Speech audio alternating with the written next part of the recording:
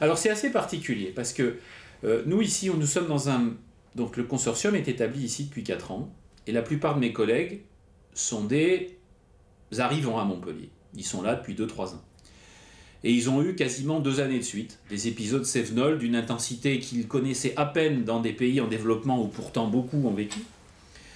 Et plusieurs sont venus me voir. Moi, ça fait 30 ans que j'habite peu ou prou à Montpellier, même s'il y a eu un épisode au Maroc, un épisode en Italie. Et me disant, c'est toujours comme ça ici. Plusieurs collègues qui se sont retrouvés avec un mètre d'eau dans leur voiture, enfin, c'est-à-dire des choses vraiment concrètes qui leur étaient jamais arrivées en Bourlinguant, en Colombie, au Tchad, en Tanzanie, etc. Donc, un peu une espèce de décalage en disant mais on est dans le monde industrialisé, on est dans un pays où tout est assuré, et pourtant, voilà. Et moi, ma réponse a été de leur dire, et c'est là que je me suis rappelé effectivement mes cours d'hydrologie à l'université ici à Montpellier il y a 30 ans, en disant, mais en fait, l'hydrologie qu'on nous décrivait il y a 30 ans n'a plus rien à voir, l'hydrologie montpelliéraine, avec ces épisodes Cévenol, n'a plus rien à voir avec celle d'aujourd'hui. Je crois qu'aujourd'hui, Languedoc-Roussillon, il faut s'imaginer des épisodes Cévenol comme on en a eu là, on va en avoir au moins un tous les ans. Enfin... C'est ce que montrent les chiffres, hein. Alors je peux me tromper, mais il y a une chose dont on est sûr, c'est que la variabilité climatique va augmenter. Bon, on va aussi avoir des épisodes de canicule, donc ça c'est sur l'eau, après c'est sur la température. On va avoir des épisodes de canicule et des épisodes de froid plus marqués. On l'a vu cet été, on l'a vu il y a, je ne sais plus quel hiver où il a fait si froid à Montpellier. Donc ça c'est l'évolution normale du climat, je crois qu'il faut qu'on se prépare à ça.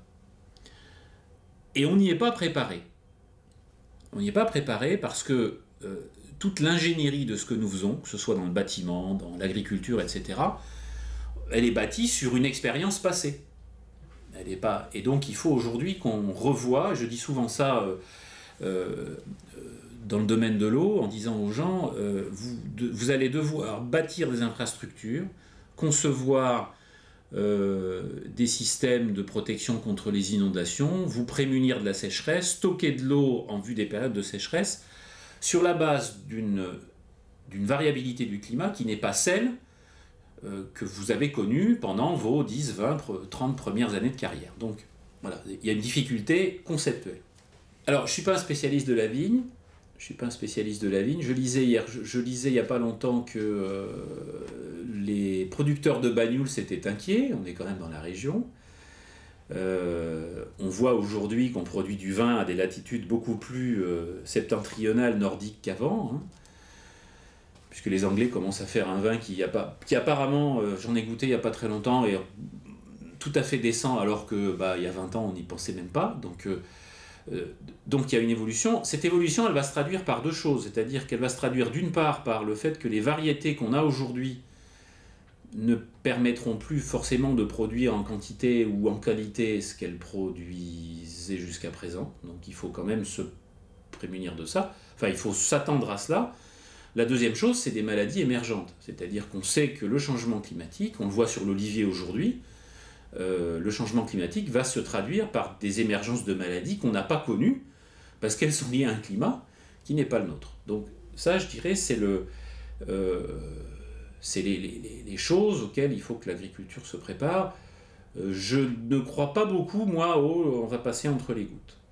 Je pense à la nécessité d'une adaptation. Ça ne veut pas dire que tout est perdu, mais ça veut dire qu'il va falloir s'adapter, qu'il va falloir être ouvert à cette variabilité.